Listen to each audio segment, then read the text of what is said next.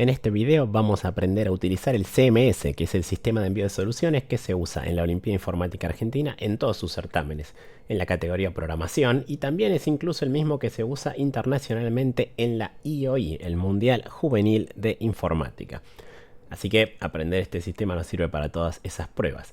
Para eso vamos a ver como ejemplo el certamen jurisdiccional de OIA 2025 nivel 1 que se tomó hace pocos días. Y de paso vamos a ver cómo conviene encarar la prueba, el tema de las subtareas, cómo leer los problemas y todo eso. Esos mismos consejos sobre cómo encarar el examen van a servir para todas las competencias de este tipo, ya que certamen nacional OIA, certamen de selección e incluso el mundial IOI, todos tienen el mismo estilo y entonces la misma forma de encarar la prueba es exactamente igual, solamente va a cambiar los problemas y su dificultad. Primero que nada tenemos que ir al sitio web del sistema CMS, que tanto el link al sitio web donde hay que entrar va a depender de cada competencia. En muchas, cuando son presenciales, ya en la máquina presencial que nos dan preparada va a haber un acceso directo o algo para llegar, pero si no nos van a indicar o la IP o la URL o qué tenemos que poner en el navegador. Una vez que en el navegador ponemos para entrar a la página, vamos a ver una página de este estilo. Acá en esta compu que tengo yo está ya configurado en inglés, digamos, el sistema. Entonces acá arriba a la derecha lo podemos cambiar a los distintos lenguajes que tiene CMS. Yo voy a poner español, por ejemplo, y bueno, así se pone en castellano. Eso depende cómo sea la máquina. Si la compu ya está en castellano, por ahí ya arranca en castellano y listo. Entonces acá me dice, bienvenido a acceder al sistema. Fíjense que acá arriba dice qué competencia es, certamen jurisdiccional 2025 nivel 1, en este caso. Y lo mismo, el usuario y el password nos lo tienen que dar los organizadores de la competencia para que nosotros sepamos cuál es nuestro usuario. Yo acá en este caso estoy ingresando con un usuario participante, que es así genérico, que armé en este caso yo para este video simplemente, pero nosotros tendríamos por ahí, si somos el participante 1 de nivel 1, por ahí nos dan algo como nivel 1, usuario 1 o algo así, y un password que, bueno, el que sea que nos dan hay que ponerlo. Fíjense que el password sea exactamente el que nos dan, porque acá es muy común que haya algún error de poner, no sé, un 1 donde iba una I o algo así, que por ahí no se lee o genera alguna confusión, y es muy común que pierdan tiempo con eso reclamando, uy, el password está mal, no puedo entrar, no me deja ingresar, y es simplemente que algún carácter no está correcto. Entonces pongo acá el password y le doy acceder. Y ahí ya me deja ingresar. Este es el sistema CMS, y acá a la izquierda lo más importante, una vez que arranca la competencia, van a ver los distintos problemas. Acá vemos que tengo 4 problemas para resolver. Cafés 1, sprintando 1, promoción 1, saltos 1. En este caso el 1 es porque en este certamen en particular se tomaron variantes de estos 4 problemas en cada nivel. Entonces en nivel 2 estaba cafés 2, sprintando 2, promoción 2 y así. Eso no siempre es así, depende de cada prueba. Hay una carátula que habla de los problemas y nos da el tiempo límite que tenemos para cada uno, por ejemplo. Eso es la información más importante que uno puede sacar acá de la carátula, es eso, el tiempo límite de cada problema. Y el límite de memoria, eso podría cambiar en distintas competencias, pero en el caso de las competencias de la OIA siempre es 512 el límite de 512 megabytes. Y en todos los problemas normalmente este límite es mucho más grande de lo que uno necesita, entonces no hace falta preocuparse normalmente por eso. Entonces, bueno, si la competencia ya empezó, voy a ver los problemas. Si no empezó, voy a ver un contador de este estilo, que acá dice un montón de contadores, de cuánto falta para que empiece la prueba. En este caso, la prueba de hecho ya terminó, y entonces yo estoy en un modo especial para poder enviar igualmente como práctica, pero toda la parte del sistema y cómo enviar es idéntico. Acá tienen una solapita de documentación que si funciona da un poquito de información que puede ayudar, la pueden leer.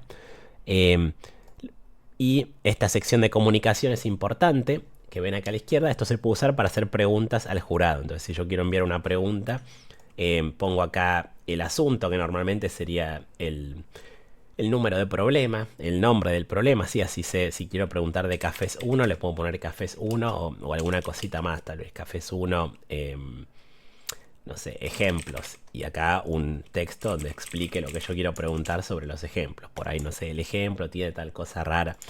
Normalmente cuando hacen preguntas por qué algo está mal en el enunciado, la respuesta es que lean el enunciado con atención, porque igual está bien. Habitualmente es que algo están leyendo mal.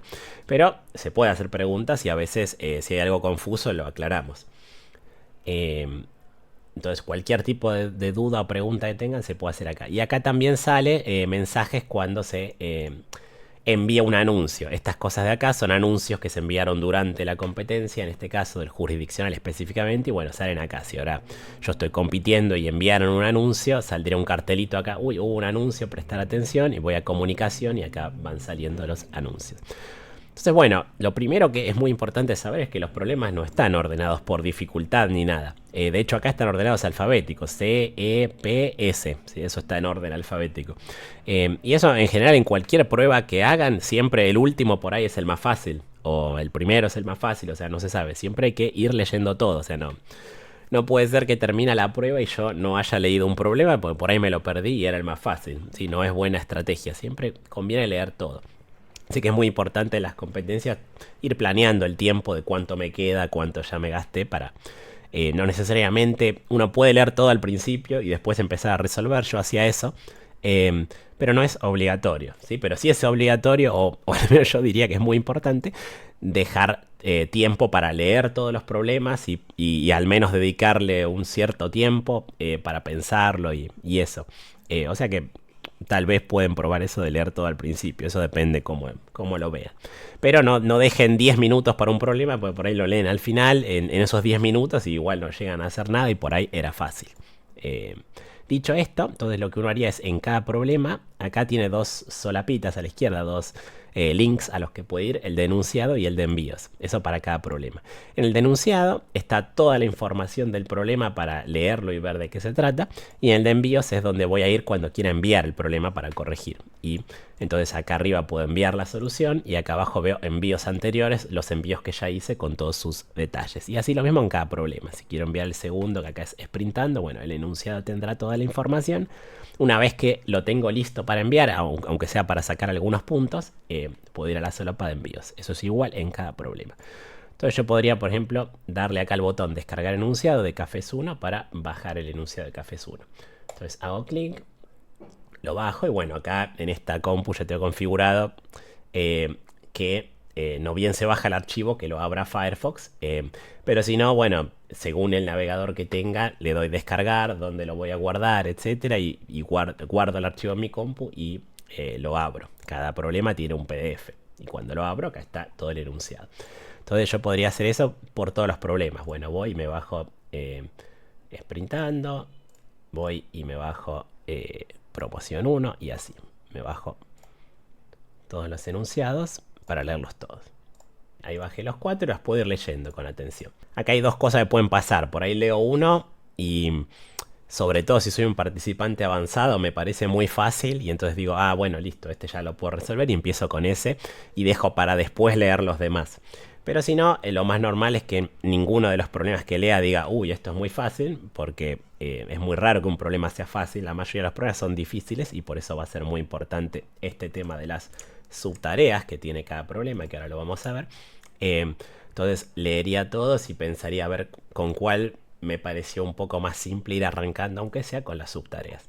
Entonces un poco vamos a mencionar cómo es la forma que tienen los problemas. Y esto es igual también en el mundial y hoy es prácticamente igual. Lo que cambia es que está en inglés el enunciado, aunque hacemos una traducción, pero el enunciado oficial viene en inglés, pero es casi la única diferencia. Después es más o menos similar, el formato es un poco distinto, pero es lo mismo en el mundial, o sea que está bueno ya aprenderlo. ¿Cómo es el formato de un problema? Bueno, viene primero la descripción del problema, que explica más o menos la situación de cómo es y qué se va a resolver. La descripción de la función en detalle, hay que leerlo, sobre todo acá cuando explica qué hay que retornar en la función, porque puede haber detalles extra.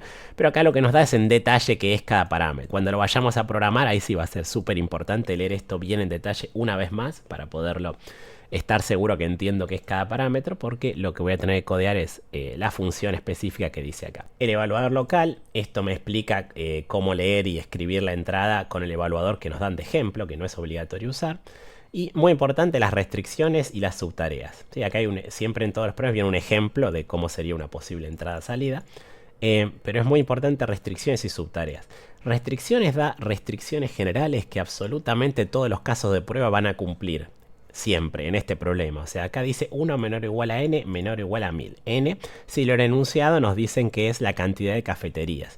Y entonces, en la función cafés que yo tengo que implementar, es el tamaño de los arreglos. En este primer problema, cafés 1, la función que tengo que implementar recibe 3 arrays. Eso depende de cada lenguaje. En Java serán array list, en Python son las listas de Python, en C++ van a ser vector, pero todos de tamaño n, justamente.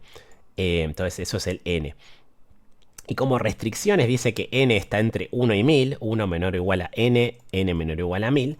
Eso me garantiza que siempre, cuando llamen a mi código con los casos de prueba, yo ya sé que los 3 arreglos van a tener tamaño entre 1 y 1000. O sea, no me tengo que preocupar por lo que pasa si me dan un arreglo de tamaño 2000. Eso no va a pasar, porque en restricciones dice de 1 a 1000. Lo mismo si vienen vacíos, no me tengo que preocupar. O sea, no va a pasar que vengan vacíos, nunca. Entonces, realmente no importa lo que haga mi programa cuando vengan vacíos, porque eso no va a ocurrir. ¿Sí? Eso es lo que significa restricciones. Y nos da un montón de garantías. Por ejemplo, nos dice que los valores de precio y de distancia están entre 1 y 1000 también. Entonces, de vuelta, si mi programa por ahí, yo lo programo en nivel 3, por ejemplo, esto cambia y era más grande. Entonces tengo que tener cuidado con el overflow y esas cosas. Pero, por ejemplo, en esta versión del problema nivel 1, los precios y distancias son de 1 a 1000. Entonces, cuando haga cuentas voy a hacer como mucho 1000 por 1000 de números y no me va a dar overflow. Entonces, sí, puede ser que mi mismo programa, si me pasan 1000 millones de precio y 1000 millones de distancia, multiplico y genero overflow y falla. Pero eso no va a ocurrir en los casos de prueba, porque acá en restricciones dice que va de 1 a 1000. Entonces no hace falta ni chequearlo ni nada. No hace falta que en mi programa yo ponga, uy, si el precio es menor o igual a 1000 es un caso válido y si no, porque si no, no va a pasar. En los casos de prueba siempre se cumplen estas restricciones. Eso es lo que significa. Son garantías que me sirven a mí a la hora de resolver el problema. Puedo asumir que esto vale y ni preocuparme por el caso en que no vale. Y muy importante es las subtareas, porque en casi todos los problemas yo no voy a apuntar a hacer 100 puntos, porque el problema es difícil. Entonces, para hacer 100 puntos tengo que resolverlo sabiendo solamente las restricciones. Y si logro resolver todos los casos de prueba que cumplan estas restricciones y nada más, voy a tener 100 puntos. Pero bueno, las subtareas me especifican restricciones extra que afirman más que las restricciones generales. Entonces me hablan de casos más específicos y me dicen puntos que yo puedo sacar si saco esos casos más específicos. Entonces yo puedo arrancar por ahí para tratar de ir sumando puntitos, aunque no me salga el problema entero para 100. Por ejemplo, subtareas, acá dice, hay una subtarea que da 5 puntos, o sea, aunque no vaya por los 100 puntos, si yo quiero sacar 5 puntos nomás, bueno, alcanza con que resuelva casos que cumplen las restricciones generales, porque esas siempre, todos los casos las van a cumplir, siempre todos los casos cumplen las restricciones generales, pero además, en la subtarea 1, además de las restricciones generales, se cumple que n es igual a 1. O sea que los casos de la subtarea 1 cumplen que n está entre 1 y 1000, cumplen que los precios y las distancias están entre 1 y 1000, cumplen que las longitudes de los nombres de los cafés están entre 1 y 10, cumplen todo esto de acá, y además cumplen n es igual a 1, ¿sí? Bueno, entonces el n ya sé que es 1, en este problema quiere decir que me van a venir 3 arreglos de tamaño 1, eso en la historia del problema que habla de cafeterías representa que va a haber una sola cafetería, y yo lo que tenía que responder es el nombre de la mejor cafetería de acuerdo a la cuentita que propone Agustín en esta historia, que es el producto del precio multiplicado por la distancia. Eso es lo que quiere. Bueno, pero como hay una sola, directamente tengo que responder el nombre de la única que hay, porque hay una sola. Entonces, para responder esta subtarea, alcanza con responder el nombre de la única cafetería que va a haber. Entonces, nombres va a ser un array de tamaño 1, o sea que va a tener un solo string con un solo nombre de la única cafetería que hay. Entonces, si yo hago return nombres de 0, ya está. Retorno el único nombre que hay y voy a resolver bien el caso n igual a 1. Los otros casos seguramente los falle el programa, porque cuando haya 2 o más cafeterías, ya responder siempre la primera no va a ser una solución correcta que siempre elija la mejor. Pero cuando hay una sola, sí. Entonces, también para chequear que estoy entendiendo bien el problema, puedo usar esa estrategia, decir, bueno, vamos a programar eso. Y entonces, cuando lo quiero ya ir programando o testeando, es muy importante que ahí estoy en saltos 1. Vamos a ir al problema que quiero resolver, cafés 1. En cada problema hay kits que me puedo bajar según el lenguaje con el que trabaje. Está el kit Cafés 1 CPP para C++, el Cafés 1 Java para Java, el kit Cafés 1 Python para Python. Eso depende del lenguaje. Incluso puedo cambiar y resolver, hacer algunos envíos en C++, algunos en Python. Todos se evalúan, o sea, puedo ir cambiando de lenguaje todo lo que quiera. Lo más normal es que yo voy a tener un lenguaje preferido y lo uso para todo, pero no es obligatorio. De hecho, para probar vamos a arrancar con Python y después cambio otro lenguaje tal vez.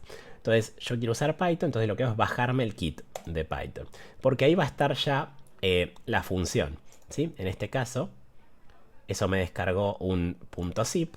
Entonces yo acá estoy con Geany, que es el editor en el que voy a trabajar, pero hay un montón de editores, cada uno usa el que prefiere.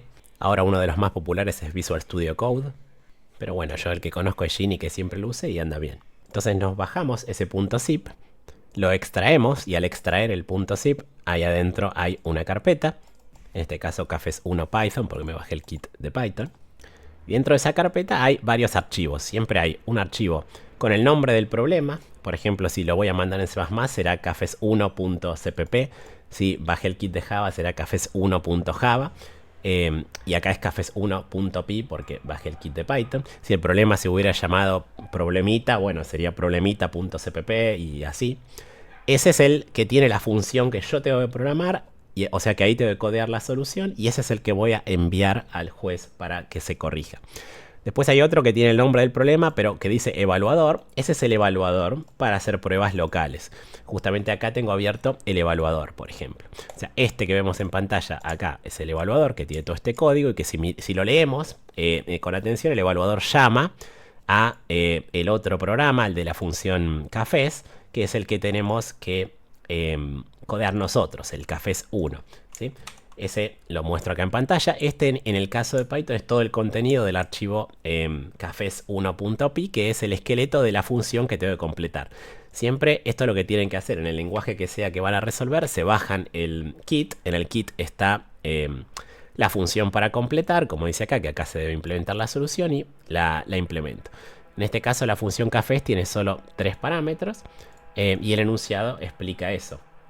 Si yo voy de hecho al enunciado acá y recuerdo cómo era el enunciado de Cafés 1, me decía justamente voy a tener que implementar la función cafés que recibe estos 3 parámetros y lo que tengo que hacer que es devolver el nombre de la mejor cafetería de las n que hay. O sea, estos arreglos tienen n nombres, n precios, n distancias, que son justamente los nombres de las n cafeterías, los precios de las n cafeterías y las distancias de las n cafeterías. Pero bueno, yo estoy yendo por la subtarea de n igual a 1, entonces yo ya sé, bueno, van a medir 1, me concentro en eso porque estoy pensando en esa subtarea. Las demás van a fallar, pero no importa, voy de a una por vez. Por lo menos esa es mi estrategia, ya que veo que el problema entero me parece muy difícil. Si yo hubiera visto que me sale el problema para 100 puntos, bueno, genial, bárbaro. Pero normalmente no, normalmente es difícil el problema y voy a la subtarea como estrategia porque todo el problema entero es demasiado difícil. Entonces, cuando n es igual a 1, mi plan es retornar, yo voy a retornar el primer elemento de nombres, que va a ser el nombre de la primera cafetería. Pero si hay una sola, bueno, cuando solo hay un candidato, solo hay una elección. Si hay una sola, va a ser la mejor automáticamente. Entonces eso es lo que significa n igual a 1 en esta subtarea. Entonces me vuelvo al Geany a tratar de resolver. Y entonces acá mi plan es justamente para ya a escodear la solución, poner, bueno, return nombres de 0. Listo. Esto debería resolver la subtarea n igual a 1, porque si hay una sola cafetería, todos estos arreglos van a medir 1. Y entonces yo tengo que dar el nombre de la mejor, pero hay una sola. Entonces listo. Con este plan en mente ya lo quiero enviar. El evaluador sirve para poder hacer pruebas locales más fácilmente, ¿sí? Y de hecho en el kit siempre viene el evaluador, siempre viene el archivo Python, en este caso cafés1.py, que es este que está en pantalla con la función para completar, que es el que voy a tener que subir al juez online, el cafés1.py. Y viene un caso de ejemplo, o varios. O sea, vienen los ejemplos del enunciado, así no los tengo que tipear. Este ejemplo que viene acá, que es lo que está en el contenido del archivo cafés1.in, si prestamos atención y vamos al enunciado de vuelta, es el ejemplo que nos dan del enunciado de que, bueno, si justamente nos dan como ejemplo, si esto fuera la entrada que se va a ejecutar en el evaluador, bueno, sí, eso significa que el arreglo nombres va a tener 5 elementos, ojalá Berry Express, Merlin Comics. El arreglo Precios va a tener 5 elementos que son 440, 470, 460 y así. Y el arreglo de distancia va a tener 5 elementos que son 50, 10, 55, etc. Bueno, en ese caso lo correcto es que nuestra función retorne Berry y el evaluador, si lo ejecutamos, va a recibir esto como entrada y va a escribir Berry, ¿sí? Entonces, para testear, ahí sí vengo acá al Gini, lo más práctico es usar el archivo, aprovechar el archivo que ya tenemos. Entonces, por ejemplo, en el caso de Python puedo hacer Python 3 y correr el evaluador, cafés1 evaluador.py, y darle como entrada poner que lea el cafés1.in, y eso ya ejecuta la solución con ese caso de ejemplo. Y bueno, dio como resultado, ojalá, que fíjense que está mal, o sea, hace exactamente lo que yo codié, o sea, está perfecto, está evaluando está corriendo mi código, parece que anda, así que ahora lo voy a enviar, pero es mucho más cómodo que andar enviando todo el tiempo, aparte porque se demora, puedo tener un límite de envíos, lo mejor es siempre testear local, así además puedo usar los casos de prueba que a mí se me dé la gana probar. Siempre recomiendo usar archivos yo, porque se pierde muchísimo tiempo si los tengo que tipear a mano cada caso de prueba, y además si quiero armar un nuevo caso, lo invento en el momento, lo tipeo y después lo quiero volver a tipear, lo tengo que volver a tipear, o peor, si cierro esa terminal donde se me ejecutó, pierdo el caso de prueba que lo había escrito con tanto esfuerzo. O sea, siempre les recomiendo armar como un archivo, incluso puedo hacer otro, no sé, me armo el cafés 2.in, no sé, otro caso. Entonces con Gini ahí escribo, bueno, una sola cafetería, la mejor, y no sé, 10-10 los precios. Entonces después puedo ejecutar, bueno, ejecuta ese caso. A ver, bueno, y mi código dio mejor, perfecto, es lo que tenía que dar. O sea, siempre les recomiendo que lo hagan así, leyendo de archivos. Así pueden escribir el archivo una vez y lo ejecutan todas las veces que quieran directamente. No hace falta andar. Realmente se van a ahorrar muchísimo tiempo, que es comparado a tipear el caso de prueba en el momento cuando ejecutan el programa. Es muchísimo mejor hacerlo así. Bueno, entonces parece que anda esto, entonces lo voy a enviar. Entonces me voy al navegador. Bueno, acá tengo el enunciado, pero me vuelvo a la solapa del navegador y entonces voy a Cafés 1. Voy a Cafés 1 y acá tengo la solapa envíos. Y acá, bueno, me pregunta el lenguaje, pero en realidad lo autodetecta por el nombre. Entonces, si yo subo un punto .py, me lo va a poner Python. Si subo un punto .java, me lo va a poner Java. Entonces no hace falta preocuparme por eso. En este caso le doy acá donde dice explorar, browse, a ver. Y bueno, ahí no se ve en pantalla, pero esto abre un diálogo normal del sistema operativo para buscar el archivo y elegirlo, el que quiero enviar. Entonces ahí, bueno, me pongo a buscar y encuentro el cafés1.py que programé recién. Entonces ahí lo seleccioné y acá ya sale cafés1.py, el que seleccioné yo. Uy, se salió, ahí está. Fíjense que me autoseleccionó sin que yo lo ponga Python 3 automáticamente. Y bueno, y le doy a enviar. Borrar sería si quiero enviar otro, pero no se usa nunca, digamos. Puedo darle browse directo si quiero, si me equivoqué de archivo y busco otro. Entonces, una vez que elegí cuál quiero enviar, que enfatizo, no es el evaluador, o sea, no se envía el evaluador. Fíjense que repasando, el archivo que yo estoy enviando tiene esto y nada más. O sea, lo que tiene es la función y muy importante, como dicen las pautas, no puede tener print o cout en C++, ni cin, ni input. O sea, nada de eso, no tiene que hacer entrada-salida, ni siquiera acá afuera, porque sería como tener una función main, o sea, que sea solo la función.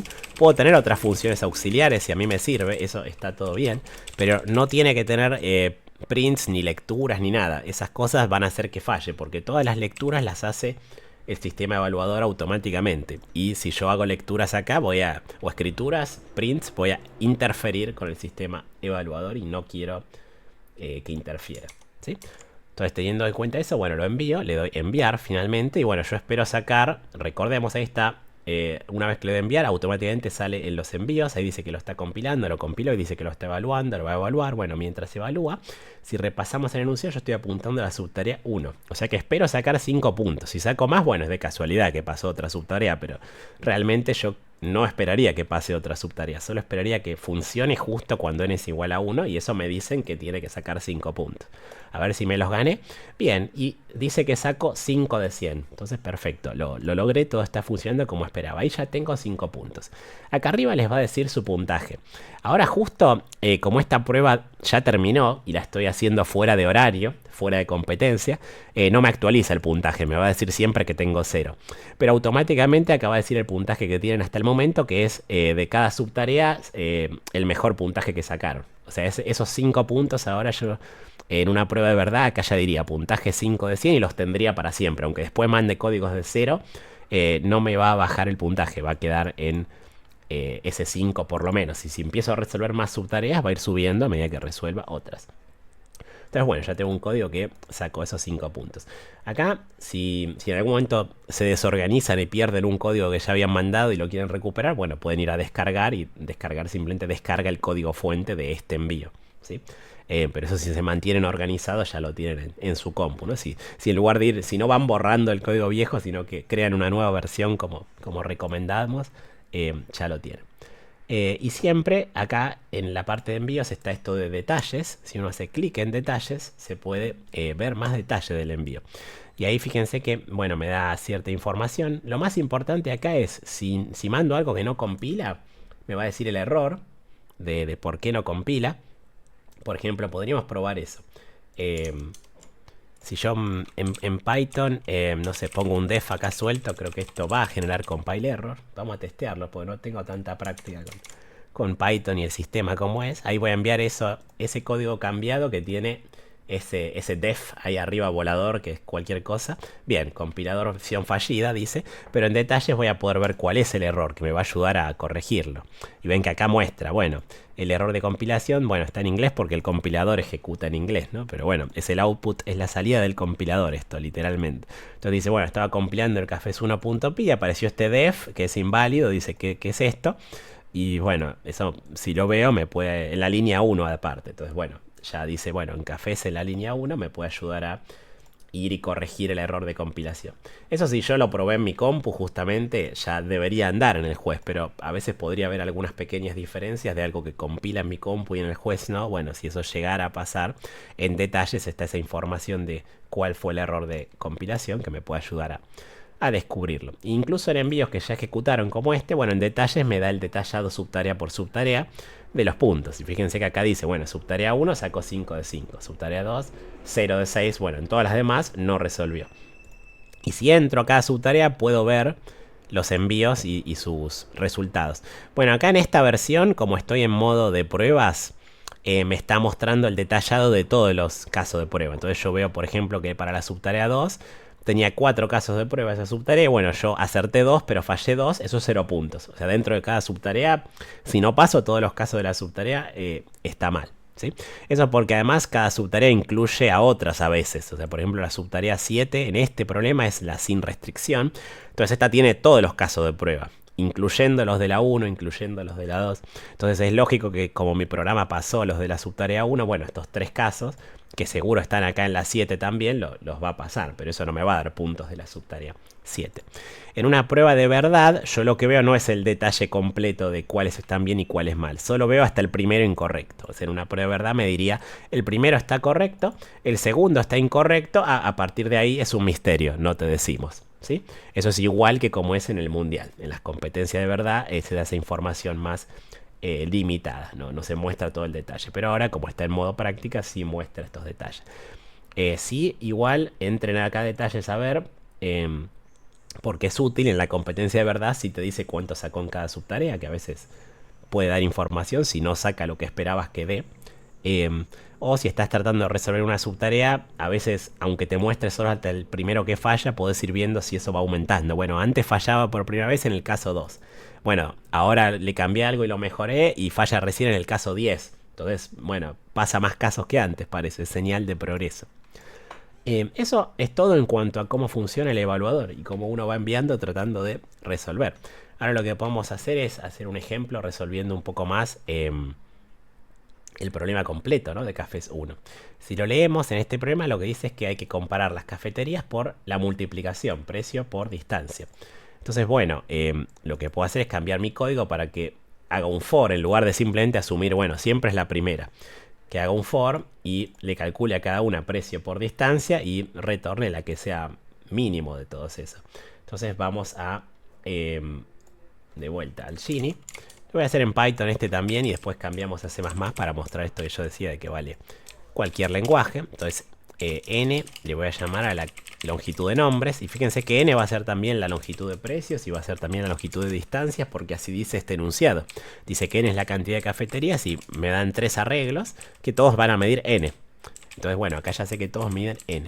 Entonces hago un for de 1 a n, que en Python se hace así, y lo que hago es calcular precios de i por distancias de i. Esto sería la combinación, ¿no?, de esa cafetería. El puntaje combinado que le pone Agustín es la multiplicación de precio por distancia. Y entonces de todo esto yo quiero sacar el máximo. Perdón, el mínimo. Yo quiero el que tenga mínimo del puntaje combinado. Bueno, eso en Python lo puedo sacar con la función min convenientemente, así que lo voy a hacer así. No es la única manera, no es que es obligatorio programarlo así como... Uy, se salió de pantalla. Así como lo tengo programado yo, pero bueno, esto en Python se puede hacer. Esto, no sé, así se puede hacer, ¿no? Ahí está. Le podemos decir de una Python, bueno, recorre de todos los valores de n, hace precio por distancia y dame el mínimo. Pum, el mínimo ya me lo dan mejor. Entonces ya sé que mejor es el mínimo precio por distancia. Pero yo que tengo que dar el nombre de la cafetería, no el mejor valor. Entonces tengo que ver qué cafetería genera el mejor valor y retornar eso. Entonces lo que puedo hacer ahora sí es un segundo for, como tengo acá, por todos los índices de cafetería, y me fijo de vuelta si esa cafetería da el mejor precio por distancia. La encontré y retorno su nombre, nombres de ahí. Y listo. Yo sé que sí o sí la voy a encontrar porque ese mínimo que calculé es alguna de las cafeterías, entonces va a estar. Así que acá no hace falta poner nada. O sea, si no hace este return es que tengo un bug, ¿sí? O sea, nunca va a pasar que no salga por este return. Así que esto ya debería resolver. Lo puedo ahora correr de vuelta con mis ejemplos. Fíjense que gracias al evaluador, acá enfatizo que a veces, sobre todo competidores avanzados, no les gusta cómo está hecho el evaluador o lo que sea, y lo quieren cambiar y empezar a modificar el código del evaluador o hacer su propio evaluador. Y eso es totalmente válido. El evaluador es una cosa opcional. Fíjense que como ni se envía al sistema enviamos solo el código de la función. Lo que hagamos con el evaluador es una cosa nuestra que queda en nuestra compu. O sea, el evaluador nos lo dan por comodidad, porque fíjense que yo no tuve ni que codear la entrada-salida, ya estaba dada en el evaluador y fue más cómodo. Yo directamente la usé y ya está. Pero si no lo quiero usar, no estoy obligado, ¿sí? Solo que lo recomendamos porque nos va a hacer la vida mucho más fácil. Y lo mismo esto de usar archivos con la entrada, les va a hacer la vida mucho más fácil y rápido. Fíjense que ya agarro de vuelta y ejecuto, a ver, en los dos casos anteriores este nuevo código. Bueno, y ahora dice que en este caso que yo me inventé, que había una sola cafetería, bueno, da esa, eso está bien, es lo mismo que antes. Pero ahora pasó a estar bien el ejemplo. El ejemplo antes yo lo resolvía mal y ahora dice Berry, este ejemplo que daban en el enunciado. Y si vamos a ver el enunciado, dice que tiene que dar Berry este ejemplo. Así que estamos mejor que antes. Ahí yo podría pensar, resolví el problema entero. Bueno, bárbaro. Entonces lo enviamos. Me voy ¿a dónde me voy? A el navegador. Y como antes, bueno, tengo un nuevo código. Entonces acá en cafés voy a la parte de envíos. Bueno, ya estoy ahí. Elijo el código que quiero enviar, que es este cafés1.py. Lo envío. Y ahí me lo va a corregir. Y acá depende, bueno, qué subtareas pase, ¿no? Cuántos puntos voy a sacar. Por ahí yo pensaba que con eso ya estaba bien porque agarré la mejor, como dice el enunciado, y tengo que sacar 100. Pero no, resulta que saco 28. Entonces digo, ¿qué pasó? ¿Cómo que? ¿Por qué saco 28 nada más? Puedo ir a detalles y ver en detallado qué subtareas pasé. Y bueno, pasé varias. Mi código funcionó en la 1, funcionó en la 2, funcionó en la 4, funcionó en la 6. Pero falló la 3, la 5 y la 7. Bueno, yo acá por ahí si pensaba que mi código tenía que resolver por completo, ya puedo quedar confundido. ¿Qué pasó? ¿Por qué no sacó 100? Pero esto me da muchísima información para entenderlo y ver qué pasa. Entonces me conviene hacer eso, ir a ver las subtareas. A ver, pasó la 2, la 4 y la 6. Bueno, si lo analizamos en detalle, lo que empezamos a descubrir es que pasa todas las que dicen que no hay empates. Entonces, claro, eso lo que va a estar pasando es el código que yo escribí está bien cuando no hay empates. pero maneja mal los empates, porque el enunciado explica muy especialmente lo que hay que hacer cuando hay empates. Entonces esto es una propiedad que es algo que siempre hay que hacer cuando mi código está mal y yo pienso que, o sea, yo pienso que tendría que haber resuelto pero no resuelve. Revisar, o sea, releer por ahí con atención el enunciado y revisar todo el enunciado en busca de cosas que yo me haya pasado por alto. Y acá puede ser que por ahí me pasé por alto todo este párrafo que habla de qué hacer en caso de empate, ¿no? Dice, en caso de empate hay que elegir la que tenga menor precio de todas las cafeterías que haya con mínima combinación precio-distancia. Claro, yo no hice nada de eso en mi código. En el código que yo armé, voy y calculo el mínimo precio por distancia y busco la primera cafetería con ese mínimo precio-distancia. Nunca me preocupé por eso que dice desempatar por precio. No hago ningún desempate yo. Entonces seguramente esté mal por eso. Por acá dice, hay que desempatar por precio. Y si aún así siguen empatando porque tienen exactamente igual precio y distancia, bueno, la que venga primero en la entrada, ¿sí? La que esté primero en la lista. Eso sí lo hago bien, porque hago un for y no bien veo una que tiene el valor, la retorno. Pero no estoy desempatando por precio. Entonces, cuando algo no entiendo bien por qué falla, leer el enunciado con atención, a ver si hay algo que me salteé de leer o algo que asumí y el enunciado no dice. Son las dos cosas más comunes que puede pasar. Que yo haya asumido algo que el enunciado no dice. O que me haya salteado algún detalle importante. Acá lo que pasó es que me salteé un detalle importante. No había prestado atención a esto de los empates. O también puede ser... Pues acá yo estoy como haciendo una simulación, ¿no? Pero también puede ser que me haya pasado que a propósito dije, bueno, aprovecho las subtareas. Voy a empezar por estas que dicen no hay empates, que ya veo que me da varios puntos. Entonces primero lo hago asumiendo que no hay empates, que es más fácil. Y cuando saque esos puntos, que ahora pasó, fíjense que conseguí en total todos esos 28 puntos, que es la suma, ¿no? De todos estos puntajes de la subtarea 1, 2, 4 y 6. Bueno, ahora que tengo los 28 puntos asegurados, ahora pienso cómo hacerlo en total, incluso si hay empates, para ir a buscar un programa de 100 puntos. Pero ya, por más que me quede sin tiempo y me bloquee y no pueda resolver más, ya los 28 puntos me los aseguré. Eso es una típica estrategia que podría hacer.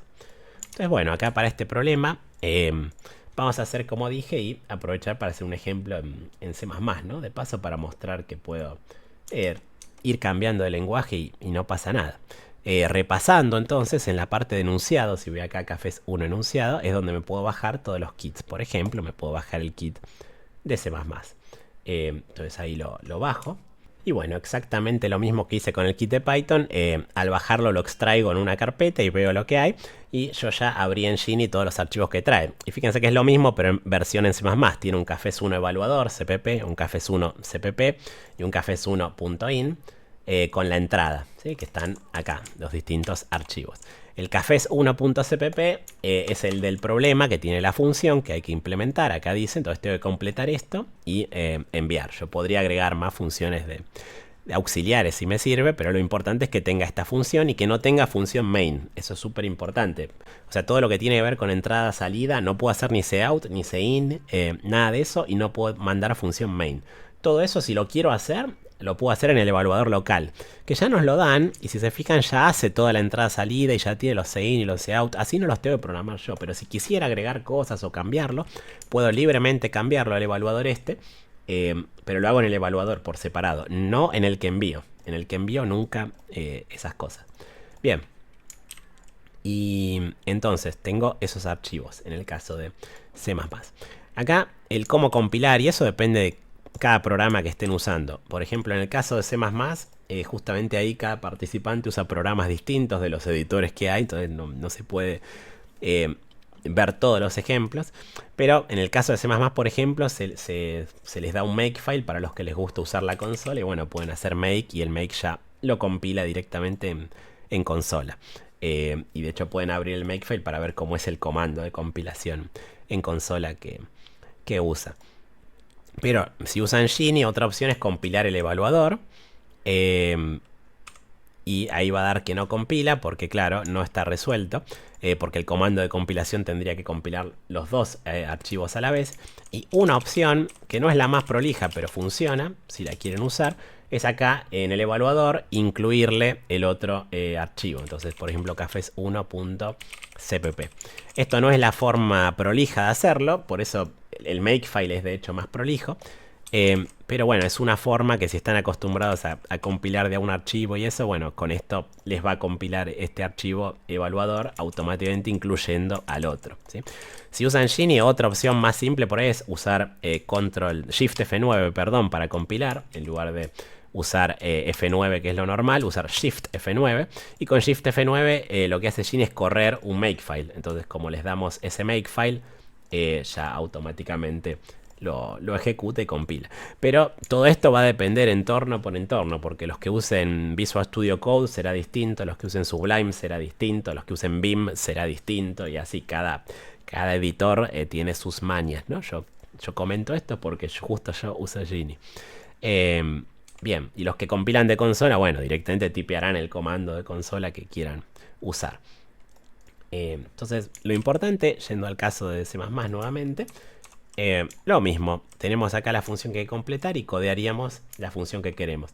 Bueno, acá esto por ahí es medio raro como participante, que yo me paso de un lenguaje a otro a mitad de un problema. Puede pasar a veces, pero no es muy habitual. Yo lo voy a aprovechar como para traducir lo que ya hice, ¿no? Y usarlo de machete. Entonces el N voy a arrancar ya creándolo y va a ser... ahí está, el tamaño del arreglo. El mejor, bien, lo voy a querer calcular. Y el mejor lo puedo sacar como el mejor precio de distancia. Entonces lo puedo inicializar a un número muy grande, infinito. Y simplemente iterar. Entonces el I va a ir de 0 a n. Y el mejor lo cambio por el mínimo entre mejor y el precio que le calcule directamente. Toda esta iteración va a sacar el mejor. Y ahora voy a querer hacer otra iteración. Y si el mejor coincide con el precio por distancia, retorno el nombre. Esto sería el código que ya tenía en Python hecho en C++. De hecho, podemos probar, a ver, si me paro en el evaluador y hago Shift F9, va a compilar, dice que compiló con éxito. Y después lo puedo correr en consola como antes, de hecho. Puedo hacer cafés 1 y pasarle como entrada el cafés 1.in del ejemplo. Y bueno, dice que da Berry. De vuelta, siempre con el lenguaje que sea que usen, o con la estrategia que sea que usen, asegúrense de no tener que tipear los inputs a mano porque pierden una barbaridad de tiempo. Asegúrense de poderle pasar directamente el archivo así como estoy haciendo yo. Eso, hay muchas estrategias de cómo hacer. Yo recomendaría esto, directamente usar la consola de comandos y redirigir la entrada. Para mí es la más cómodo. Otra opción cómoda que yo también uso, de hecho yo uso dos opciones, esto, o también uso ya tener configurado el Gini en mi caso para que lea el input de cierto lugar, o sea que ejecute un comando muy específico al ejecutar, pero eso por ahí es más lío y es más simple y flexible que hagan esto directamente.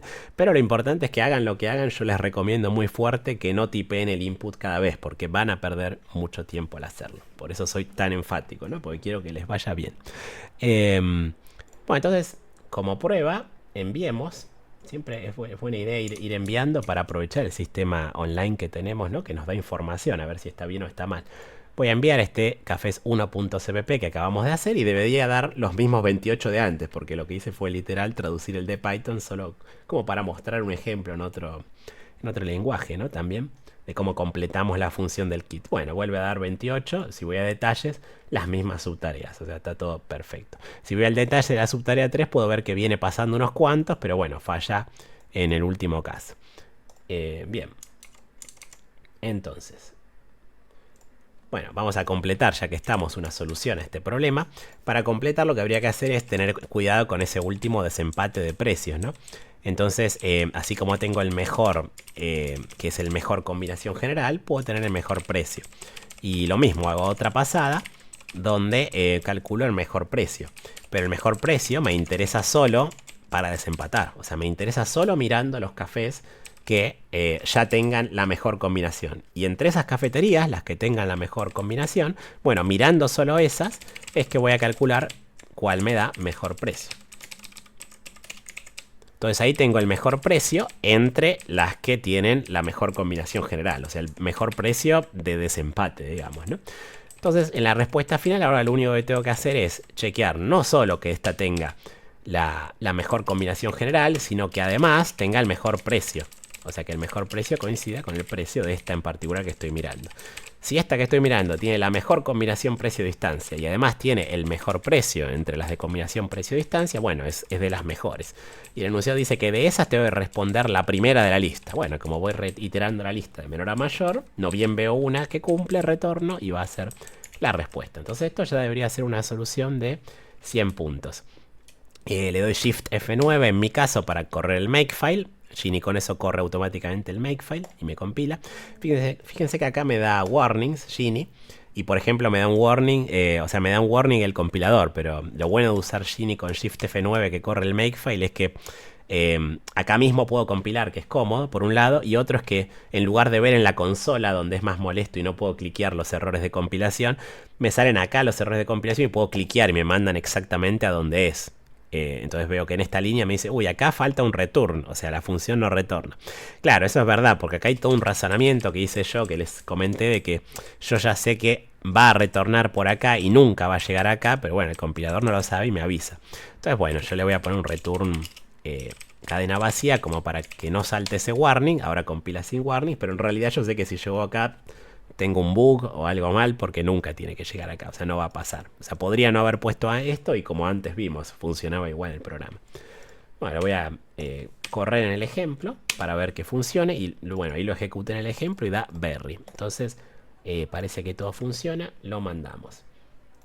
Voy al navegador a enviarlo. Pongo el programa Cafés 1, que es el mismo que lo hemos modificado.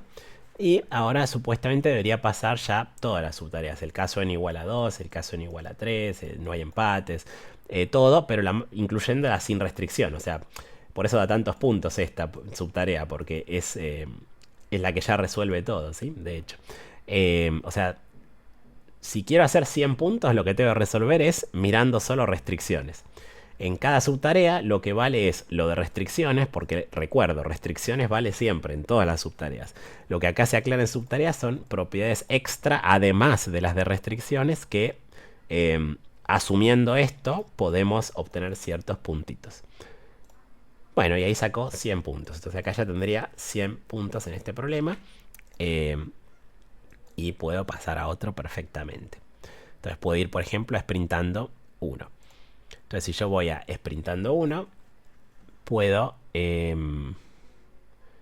a mirar el enunciado. Y el enunciado habla de que tengo una pista rectangular de carreras, así como esta de acá, donde los pilotos de carreras Gasly y Colapinto van corriendo y dándoles vueltas a ese rectángulo, a esa pista rectangular, pero siempre se mantienen a una cierta distancia fija. Acá a la derecha hay un ejemplo donde esa distancia fija es k igual a 2, corresponde al segundo caso de prueba, que me dicen k igual a 2 y estos son los vértices del rectángulo.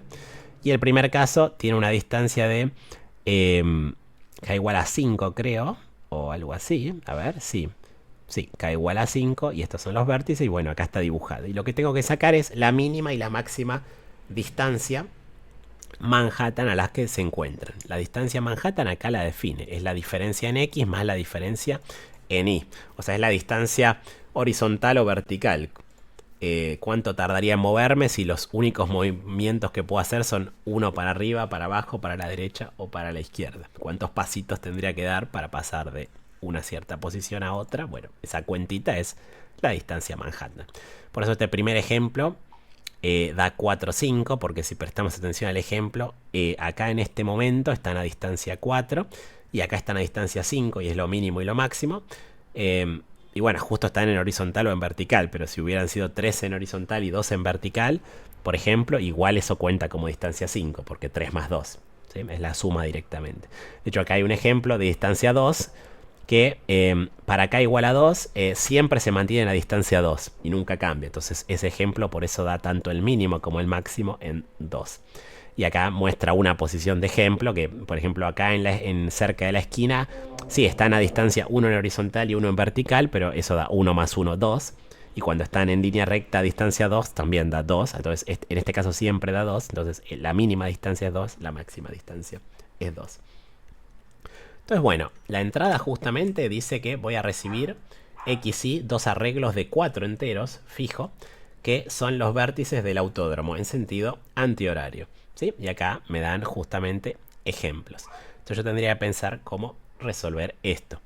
Y si yo la razono, entonces bueno, puedo decir, lo voy a resolver. Entonces me bajo el kit, por ejemplo, lo voy a resolver. No sé, vamos a suponer en Java para hacer los tres lenguajes en estos ejemplos que fuimos haciendo. Entonces, bueno, si voy acá al Gini, tal cual hice con los otros kits, me bajé el archivo, lo extraje, eso tiene una carpeta, en este caso Sprintando 1 Java, y si veo todo lo que hay en esa carpeta, hay varios archivos, están los .in, que en este problema, en el enunciado, como veíamos recién acá en el enunciado, si me fijo, tengo, en el caso de Sprintando, dos archivos de ejemplo, ¿sí? Justamente tengo dos ejemplos, entonces en el kit, por comodidad, o sea, los podría haber tipeado yo a mano a partir del PDF, pero por comodidad me dan esos dos .in con los ejemplos y me dan un evaluador y un programa ya para que complete, ¿sí? El sprintando 1.java es este que tiene la función que yo tengo que completar y el evaluador hace toda la entrada-salida por mí para que yo no me tenga que preocupar. Acá lo vemos, pero si yo prefiero codear mi propio entrada-salida lo puedo hacer yo. Nadie me lo prohíbe, justamente mientras que yo entregue bien este esqueleto con la función, listo, va a estar todo ok. Entonces bueno, yo recibo estos tres arreglos, vamos a ponerlos así se ven mejor en la pantalla.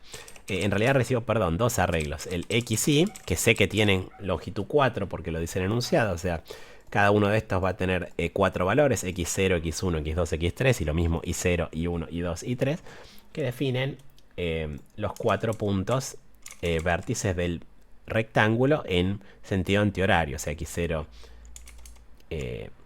X0 y 0, X1 y 1, y así, por ejemplo.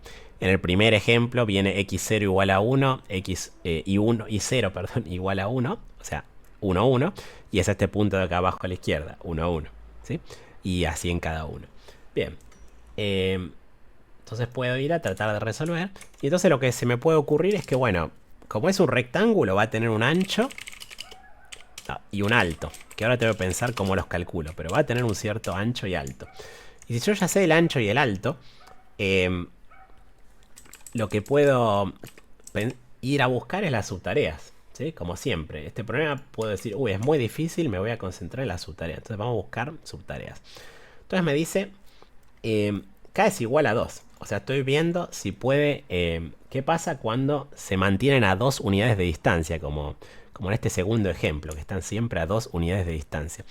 Entonces, si lo razono y pienso, la conclusión a la que puedo llegar es, bueno, depende, y además me puedo tratar de ayudar con otras subtareas, ¿no? Que hay una subtarea que habla de si el ancho o el alto es igual a 1. O sea que eso parece que puede ser importante y puedo ponerme a pensar por qué importa si el ancho o el alto es igual a 1. ¿Qué tiene eso de relevante?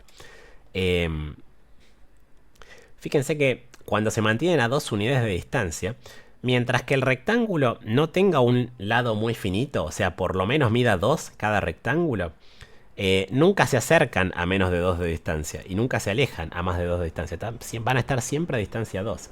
Entonces la respuesta va a ser 2, 2, justamente como este caso. En la subtarea K igual a 2. O sea, si yo ya sé que se mantienen a 2 unidades de distancia, van a mantenerse siempre a 2 unidades de distancia, salvo que el rectángulo tenga uno de los lados muy muy finito. Si el rectángulo tiene uno de los lados muy muy finito, puede pasar como en este ejemplo, que ahí se acercan. De hecho, lo podría dibujar acá brevemente como para mostrar ese ejemplo. Puedo hacerme una figura de análisis y suponer, bueno, si el ancho es 1 y el otro lado, no sé, lo que sea, vamos a suponer que es 20, pero no importa realmente.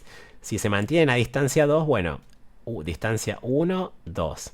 Durante todas las rectas, bueno, están a distancia 2, no se acercan, pero cerca del borde, por ahí esto ya mide 1,5 y esto ya mide 0,5, porque están a distancia 2 dentro de la pista, dentro del circuito. Y bueno, acá la suma sigue dando 2, no se acercaron realmente. Pero bueno, cuando este esté a 1 de distancia del borde, como este lado es chiquito, digamos, va a medir 1, va a estar acá en esta esquina. Y a partir de ahí se empiezan a acercar, porque este empieza a bajar y este empieza a subir. Entonces, de hecho, en algún momento, haciendo el dibujito, van a estar acá a 0,5 del borde de arriba. Y 1 de ancho que tiene este dibujo, bueno, ahí van a estar uno acá a la izquierda, uno acá a la derecha, justo a 1 de distancia horizontal. Entonces en este caso sí se logran acercar a distancia 1. ¿Sí? Cuando uno está yendo y el otro viniendo, hay un momento que pasan por la pista a distancia 1. Y es el único caso en el que va a dar distancia 1. Cuando estoy analizando k igual a 2. Los casos con k más grande pueden ser más difíciles, pero si yo estoy solamente mirando k igual 2, porque digo, bueno, vamos a empezar por la subtarea, porque es más fácil y de paso así chequeo que esté entendiendo el problema. Si logro resolver puntos en esa subtarea y entiendo el problema, me va a dar esos puntos y voy a poder... voy a saber que lo entendí bien si consigo los puntos que me parece que va a dar, ¿sí? En este problema, algo a mencionar es que el enunciado dice que hay que responder dos números, justamente, que son el mínimo y el máximo de distancia, en un arreglo que tiene que retornar la función. O sea que vamos a tener que retornar un vector de dos elementos, o una lista de dos elementos. Y la puntuación, bueno, tiene un porcentaje de puntos según cada uno. O sea, si el primer valor está bien, nos da el 75% del puntaje. Y si el segundo está bien, nos da el 25% del puntaje. Fíjense que entonces eso, por ejemplo, significaría en la subtarea 1 que si no resuelvo bien los dos valores, sino solo el primero, bueno, saco 9 puntos en lugar de 12. Y si solo resuelvo bien el segundo, bueno, saco 3 puntos en lugar de 12. Pero bueno, entonces a la conclusión que llego analizando es de que si el ancho es 1 o el alto es 1, si alguno de los dos es lo mínimo posible, ¿no? Entonces, por el análisis que hicimos antes, si alguno de los dos es justo finito, la respuesta de distancia mínima va a ser 1. Y la de distancia máxima en este caso va a ser siempre 2. Así que ya puedo retornar 1, 2. Esto en Java no funciona, esta sintaxis, ¿no? De hecho no me acuerdo cómo se escribe en Java, así que vamos a escribirlo directamente con ArrayList, ¿no? La respuesta, que va a ser un ArrayList de integer, como dice acá, me genero un nuevo ArrayList para la respuesta y directamente lo que voy a hacer es pushbacks. O sea, red.add 1, red.add 2, la respuesta va a ser 1, 2. Y si no es un rectángulo así muy finito, es como en el ejemplo que la respuesta va a ser 2, 2. Y directamente puedo retornar red. Y con esto yo esperaría sacar ya la subtarea de k igual a 2. Entonces puedo enviar esto, pero primero lo quiero testear localmente. Entonces compilo todo. De hecho, para eso puedo ejecutar el evaluador. Algo no compiló, a ver qué me dice. Que nunca saqué ancho y alto, claro. Esto muestra una forma de razonar los problemas que es muy común y que yo recomiendo, que es ir razonando en partes. Bueno, de alguna manera sacaré el ancho y alto, pero si ya tengo sacado el ancho y alto, resuelvo así. Y ahora tengo que pensar cómo saco ancho y alto. Y bueno, lo que se me puede ocurrir es, bueno, el primer lado que va hacia la derecha, ¿no? Me va a dar el x1 menos el x0. Y luego el alto me lo va a dar con el segundo lado que va para arriba. Entonces x y 2 menos y 1. Listo, directamente esa cuenta. Ahora compilo bien y puedo empezar a ejecutar el evaluador. Eso en Java lo puedo ejecutar así. Y pasarle como entrada el sprintando 1.in. El 1.1.in. Bueno, dio 2.2 en el primer ejemplo. Y cuando ejecuto en el segundo ejemplo también da 2.2. Claro, si voy al enunciado específico, el primer ejemplo está mal, no tiene que dar 2.2. Pero bueno, 2.2 es lo que daría si yo asumo que k es igual a 2. Y yo estoy mandando un código que asume automáticamente que k es igual a 2. Fíjense que ni lo leo el k en mi código. Yo hice todo el análisis como si k igual a 2 ya fuera verdad siempre. Y ni lo leí cuánto es k. Directamente respondo esto, que es lo que corresponde a k igual a 2, porque estoy apuntándole a esa subtarea. Entonces los resultados que veo tienen sentido, o sea, responde siempre como si fuera k igual a 2, pero para el caso k igual a 2 funcionó bien. De hecho puedo ir y cambiar, puedo armarme un tercer ejemplo como antes. Me puedo armar el sprintando agus.in, que sería otro ejemplo. Y le cambio para que sea finito el rectángulo. Entonces este 5 en lugar de 5 puedo ponerle 2 para que tenga lado 1. Y ahora yo esperaría que dé 1. A ver si eso es verdad, que da 1. Lo vuelvo a ejecutar, pero con mi caso. con el sprintandoagus.in y da 1, 2. O sea que detectó bien si el lado mide 1 o no. Y según eso, si tiene que dar 1 la distancia mínima a la que están o no. Parece correcto, vamos a mandarlo. Entonces vengo acá y como antes, me voy a envíos. Y en envíos elijo el archivo. Ahí busco el sprintando1.java. Que no es el evaluador, fíjense, el evaluador me es útil para hacer las pruebas locales, pero yo envío solo el que tiene la función que se pide. Y ahí lo envío en Java. Y ahí debería andar y yo esperaría sacar mis 12 puntos de esta subtarea de k igual a 2, que es en la que me concentré en resolver solamente. O sea, me olvidé de que k podía tener muchos valores y pensé, bueno, ¿qué pasa si k es igual a 2? Si están justo a distancia 2 los corredores, y hice un código específico para eso. Ahí lo está evaluando, bueno, se está tomando un tiempito, pero es normal eso. A veces incluso pueden tardar mucho según cómo está el sistema, si está cargado, si es una competencia con muchos participantes y todos se están enviando mucho. Puede tardar en evaluar, incluso al final de la prueba es muy normal que ahí todos se están enviando mucho y siempre se demora más, inevitablemente. Y me dio 3 puntos, que es menos de lo que yo esperaba. Entonces digo, epa, ¿qué pasó acá? Yo esperaba 12 puntos, pero no dio lo que yo esperaba. Entonces, mantener la calma y analizar la situación, porque uno siempre sabe mucho más de lo que piensa que sabe. Entonces hay que mantener la calma e ir pensando sistemáticamente a ver qué puede haber salido mal. Entonces veo que en la primera subtarea, que es la que yo me estoy concentrando, dice que en todos los casos saca o correcto o parcialmente correcto, saca a veces. Entonces parcialmente correcto, lo que me dice es que sacó un puntaje entre 0 y 100. Eso en muchos problemas no hay. Por ejemplo, en Cafés 1 no hay puntaje parcial. Cada caso está bien o está mal. Pero sprintando es un problema que tiene puntaje parcial. Acá en puntuación me explica, bueno, tenés 75% del caso de prueba si sacás el primer valor nada más y 25% si sacás el segundo. Entonces me dice, bueno, está sacando parcial a veces, o sea, no siempre le pega a los dos números, pero siempre por lo menos le pega un número. Y viendo el puntaje que saqué, viendo que saqué 3 de 12, que es el 25%, y recordando acá la puntuación que dice el enunciado, veo que estoy sacando bien el segundo valor. O sea, parece que está bien esto de retornar siempre 2, que yo deduje, bueno, si k es igual a 2, siempre está en la distancia máxima 2, necesariamente, porque lo más chico que puede ser la pista es de 1 por 1, y por más que mida 1 por 1 el rectángulo, que sea un cuadradito chiquitito de 1 por 1, cuando están en las esquinas opuestas, ¿no? K igual a 2, están a distancia Manhattan 2. 1 más 1, 2.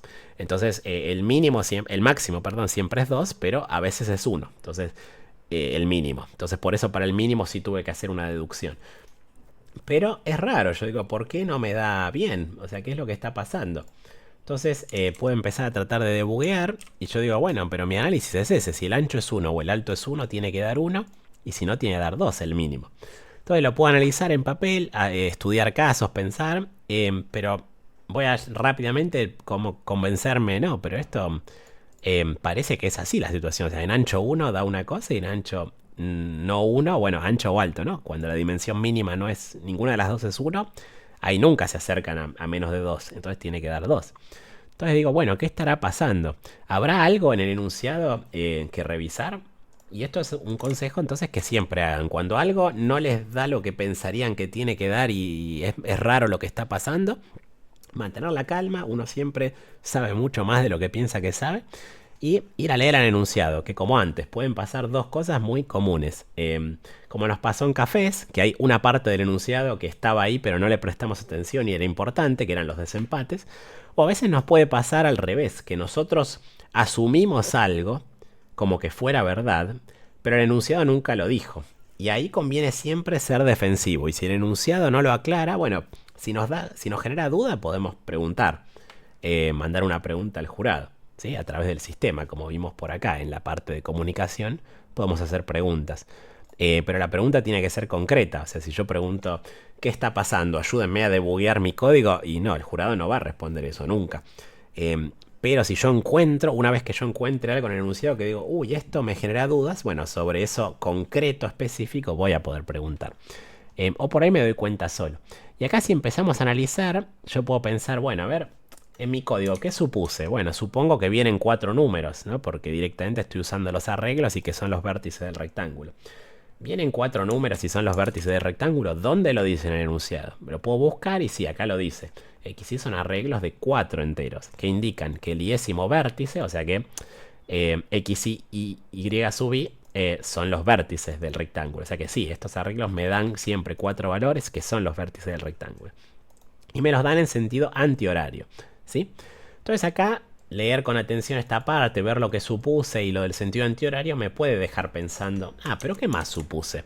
Yo estoy poniendo que el ancho es la X del segundo punto menos la X del primer punto. ¿Por qué es así? Bueno, porque estoy suponiendo que el primer tramo, digamos si este es el X0 y 0, va a ir hacia la derecha y entonces este va a ser el X1 y 1. ¿Y dónde dice eso en un enunciado? A ver, yo acá estoy suponiendo que me los dan abajo izquierda, abajo derecha, arriba a la izquierda, ¿sí? Eso justo pasa en el ejemplo. Justo pasa en el ejemplo. Pero yo no puedo deducir cosas del ejemplo nunca. El ejemplo es un ejemplo, ¿sí? No es todos los casos. Es un ejemplo específico. Entonces, si algo no lo dice el enunciado que vale siempre, por más que valga en el ejemplo, no vale siempre. No lo puedo asumir. Y tengo que, como mínimo, preguntar si estoy en duda. Entonces empezamos a investigar eso. ¿Dónde en el enunciado dice que van en ese orden? Abajo izquierda, abajo derecha, arriba izquierda. Y lo empiezo a buscar y no lo encuentro porque no está. Nunca en el enunciado dice que estén en ese orden. Entonces pueden estar en cualquier orden y tengo que tener cuidado con eso. Lo único que dice es que están en sentido antihorario. Eso lo garantiza. Pero eso solo define en qué orden van una vez que elijo dónde empezar. O sea, si empiezo abajo derecha, podría haber sido que el X0 y 0 era este de acá abajo derecha, y después viene el de arriba derecha, y después viene el de arriba izquierda, y último viene el de abajo izquierda. Eso sería una de las 4 opciones de en qué orden me los dan. Entonces, sabiendo esto, puedo volver y cambiar el ejemplo, de hecho. Me puedo armar este ejemplo que había armado yo, sprintando Agus, que estaba un poco modificado, y simplemente reordenarlo. Decir, bueno, que empiece con el de abajo a la derecha y siga en el mismo orden antihorario, pero termine en el de abajo a la izquierda. A ver qué hace mi código, que este antes daba bien. En este caso tenía que dar 1, 2 y daba 1, 2.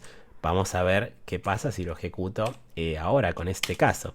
Y da 2, 2, o sea, se equivoca. No da 1, 2 como tenía que dar. O sea, encontré un caso donde falla porque, claro, mi código está calculando bien el ancho y el alto si justo están en ese orden. Fíjense que en el orden este en el que yo le estoy dando, X1 menos X0 da 0.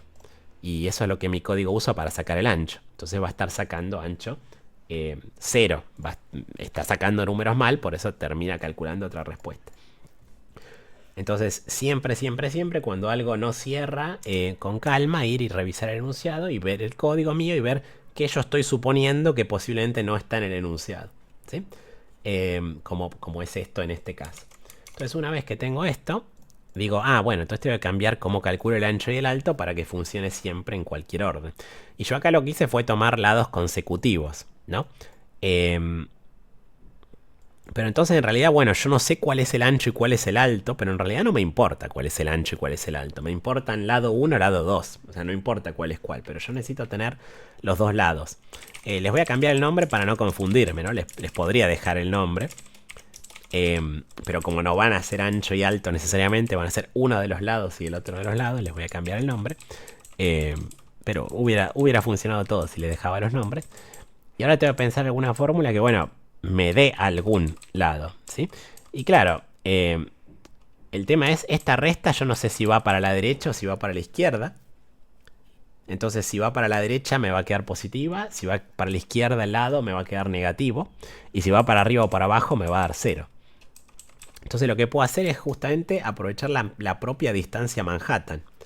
Yo sé, si recordamos el enunciado me da una pista ahí de yo estoy calculando distancias Manhattan, ¿no? Y esta fórmula de cuánto me moví de distancia, si yo la miro entre lados consecutivos, esa fórmula, y me pregunto, bueno, cuánto me moví entre lados consecutivos, más allá de que sea en X o sea en Y, siempre lo que me voy a haber movido en total, sumando lo que me moví en X más lo que me moví en Y, es la longitud del lado. Entonces esa es la fórmula que puedo usar para sacar esto. Entonces sería esta diferencia, pero en valor absoluto. Eso en Java creo que es mathAbs, si no me equivoco. Pero como no sé si me estoy moviendo horizontal o vertical, le sumo también la otra. La misma cuenta en y. Y esto me va a dar cuánto se movió ese lado. Entonces esto, empiece por donde empiece, me va a dar el primer lado. Me va a dar la longitud del primer lado. Si empieza en horizontal, esta diferencia en X es la que va a importar, porque la otra va a dar 0, porque no se va a mover en Y, pero bueno, no importa, funciona.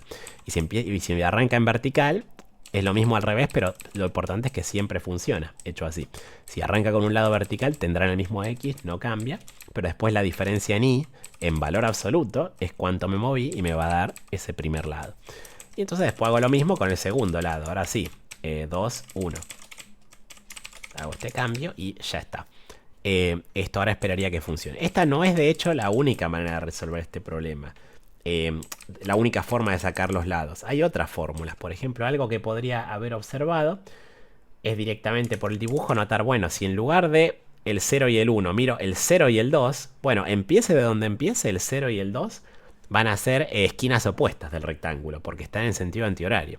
Si empiezan acá, por ahí es la de abajo izquierda y la de arriba derecha, y si hubieran empezado por la de abajo derecha, era la de abajo derecha y la de arriba izquierda. Pero siempre son esquinas opuestas. Entonces, mirando esos puntos, lo que se movió en X es un lado y lo que se movió en Y es otro lado. Eso sería otra estrategia que puedo usar. Pero bueno, vamos a dejar esta. Cualquiera de las dos funciona. El resto del código lo dejo. Una vez que tengo bien calculado los lados, debería ser igual.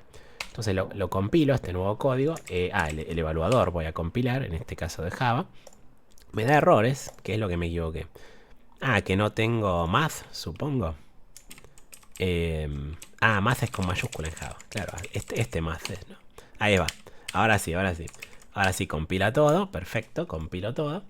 Y una vez con todo compilado, lo vuelvo a ejecutar. Y ahora da 1, 2. Entonces ahora parece que sí, resolví el caso. Le voy a volver a correr los ejemplos porque modifiqué. Todo este voy a correr todos los ejemplos. Este da 2, 2. Los dos ejemplos dan 2, 2 porque mi código ignora el K. Asume que K es igual a 2 y solo resuelve ya asumiendo que K es igual a 2. Y ahora lo vuelvo a mandar. A ver si ahora sí pasamos la subtarea 1. Si ahora sí pasamos la subtarea 1. Vamos a haber confirmado de alguna manera probablemente que, bueno, ese era el tema. Estábamos calculando mal lado 1 y lado 2 porque asumimos algo que el enunciado nunca dice que podamos asumir. Entonces ahí lo dejo evaluando. ¿Y cuánto tendríamos que sacar? Me olvidé. ¿Cuánto valía la primera subtarea? 12. Entonces ahora esperamos sacar por lo menos estos 12 puntos. Y podríamos pensar si no estamos resolviendo también algún otro lado. Porque, por ejemplo, si miramos con atención de la subtarea 2, el mínimo lo vamos a sacar bien. Porque la subtarea 2 garantiza, de hecho, que el mínimo da 1. Porque por el mismo análisis que hicimos nosotros, si hay un lado del rectángulo que es 1... la mínima distancia se puede deducir que va a ser 1. O sea, siempre en algún momento, cuando uno esté yendo por un lado, por uno de los lados largos de la pista y el otro volviendo, en algún momento están como enfrentados y ahí están a distancia 1. Y nuestro código va a responder 1 en ese mínimo. Entonces, como el mínimo vale 75, vamos a estar sacando esos 12 puntos también. O sea que al menos 24 tenemos que estar sacando. Vamos a ver cuánto saca. Y ahí están los 24. Vamos a ver si se componen de lo que dijimos que se tenían que componer. Y efectivamente, al ir a detalles, pasamos completo la subtarea 1. Dice todos los casos 100% correcto, como esperábamos al principio. Y además tenemos parcial en la segunda de 12 puntos. Porque claro, el primer número, que va a ser 1 en toda esa subtarea, lo vamos a estar sacando bien. Vamos a encontrar un lado de 1. Vamos a decir, bueno, 1, 2. El segundo valor 2 está mal, pero el primero 1 está bien. Entonces ahí ya conseguimos 24 puntos. Y bueno, como para terminar, podríamos completar la solución a este problema. Y analizando la situación, lo que podemos observar es que en realidad importa el perímetro acá, que sería 2 por la suma de los lados. Eso es el perímetro de un rectángulo. Y si nos fijamos, cuando el K que nos dan se pasa de la mitad del perímetro, que es otra cosa que nos podemos dar una pista por esta subtarea, ¿no? La tercera subtarea nos dice, bueno, si el K que respondes es menor o igual a la mitad del perímetro del rectángulo, perdón, si el K de la entrada es menor o igual a la mitad del perímetro, seguramente sea más fácil o algo pase porque hay una subtarea donde nos garantizan eso para que lo hagamos. Y si resolvemos esos casos ya nos da 20 puntos. Entonces, lo que podemos pensar es, bueno, si, si la distancia a la que están es menor a la mitad del perímetro, como en estos ejemplos es una cosa, pero supongamos que acá el perímetro es 100. Si me dicen, bueno, es 99K, o sea que están a 99 sobre la pista de distancia, en realidad, como la pista entera mide 100, hacer 99 me deja a 1 del origen. Entonces, eso mismo en general significa que si el perímetro es P, distancia K sobre la pista o distancia P menos K sobre la pista, es lo mismo, porque como dan vueltas completas, es como medir para un lado o como medir para el otro. Así que la importante de esas dos va a ser la mínima. Entonces puedo tomar directamente el mínimo entre K y el perímetro menos K. Y asumir eso como mi nuevo valor de K. Y eso ahora va a ser menor o igual a la suma de los lados. Y con eso puedo razonar que K va a ser la distancia máxima, sí o sí. Cosa que antes de hacer esta transformación no, porque por ejemplo lados de 50 y 50 y yo digo que el K es 99, o perdón, 199, estarían a 1 de distancia todo el tiempo. Y entonces el máximo sería 1, porque 200, que es el perímetro, menos 199 daría 1. Con esta corrección sí funciona. Y el otro cambio que hay que hacer es que en realidad este 1 no es especial a 1, sino que es al lado mínimo. O sea, si el K es menor o igual al lado mínimo, entonces va a dar K, esa distancia mínima. Pero si es mayor al lado mínimo, igualmente la distancia mínima sigue siendo el lado mínimo por el análisis que hicimos. Entonces todo esto lo puedo cambiar directamente por el máximo es K y la mínima distancia a la que estuvieron es el mínimo entre K y el lado mínimo. Si este programa lo compilo y lo ejecuto, sigue pasando los casos de prueba. Pero ahora incluso pasa el primer ejemplo, 4, 5. Y este, si lo mando, debería dar 100 puntos. Ahí recibimos los 100 puntos. Y ahora podría seguir con otros. Algo que yo quiero destacar del nivel 1 es enfatizar esto de los problemas no están ordenados por dificultad. Así que yo recomiendo irlos viendo todos. Y para mí, en el caso de nivel 1, promoción 1 para mí era un problema mucho más difícil que saltos 1. Pero a mí me dio la impresión, viendo los puntajes, que la mayoría de los participantes el saltos 1 ni lo leyeron o lo dejaron para lo último y se concentraron en promoción 1 simplemente porque iban resolviendo en orden. Pero sepan que eso nunca es una buena estrategia. Siempre hay que revisar todos y tratar de ir todo el tiempo a las subtareas que más fácil uno pueda conseguir unos puntos, ¿no? Hay que ver ahí una relación de puntos y esfuerzo. Pero bueno, eso depende de lo que haya. En general uno va a las subtareas que le salgan y punto. Y en saltos 1 yo creo que el problema era mucho más simple que promoción 1. Pues si uno lee el enunciado de este problema, habla simplemente de un caballito que salta. Pero es en un tablero de 2 filas nada más. ¿Sí? Es la gracia del problema. Tiene 2 filas el tablero en el que salta este caballo de ajedrez, que acá se explican los saltos. Es de 1 para un lado y 2 para el otro. Entonces si hacemos un dibujito de cómo salta el caballo, como la grilla tiene 2 filas, bueno, y columnas es lo que es variable, pero filas está fijo en 2. Bueno, eso limita al caballo y solo se puede mover por un caminito en definitiva. O sea, no importa dónde empiece, supongamos que arranca acá porque eso nos lo dan en la entrada. Bueno, si empezamos a ver los distintos saltos que podría hacer el caballo, se caen todos fuera de la grilla, salvo 2. Siempre pasa eso. O sea, no importa dónde esté, la única forma de que todos esos que dibujé se caen de la grilla y solamente puede saltar a la otra fila moviéndose 2 columnas y para un lado y para el otro, ¿sí? O sea, columnas más 2 o menos 2 y filas dar vuelta, cambiar a la otra, porque después es lo mismo. Esos son los únicos movimientos que puede hacer el caballo. Bueno, ella llegó al borde, pero si siguiera uno más podría saltar hasta acá. Entonces directamente es como que está restringido. Hay un montón de casillas que ni las puede recorrer el caballo y solo tengo que ver cuáles puede alcanzar desde FC, que es donde empieza, haciendo movimientos de más 2 a columnas y dando vuelta a filas. O sea, por ejemplo, si arranca en fila 3, columna 8, yo puedo ir iterando, bueno, 2 columnas más, perdón, fila era 1 o 2, así que fila 2 supongamos que arranca. Bueno, 2 columnas más y cambio la fila. Puede llegar al 1 a 10. 2 columnas más y cambio la fila. 2 columnas más y cambio la fila. Y así hago este for y veo todas las casillas por las que va pasando. Eso me da el camino avanzando hacia la derecha, digamos.